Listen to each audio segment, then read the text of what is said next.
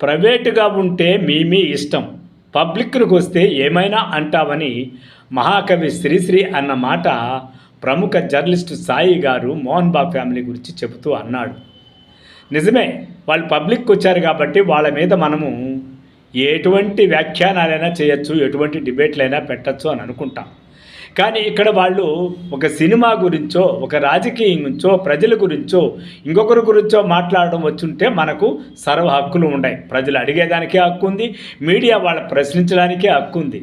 కానీ వాళ్ళ కొంపలో జరిగిన విషయాలు మనము లెజెండరీ పేరుతోనో, సెలబ్రిటీ పేరుతోనో మనం వాళ్ళ ఇళ్ళలోకి చొరబడడం అనేది కరెక్ట్ కాదు.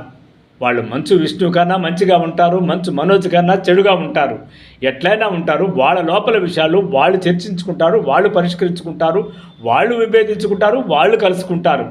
మీడియా అయినా సరే, మనం ప్రైవేటు వ్యక్తులు అయినా సరే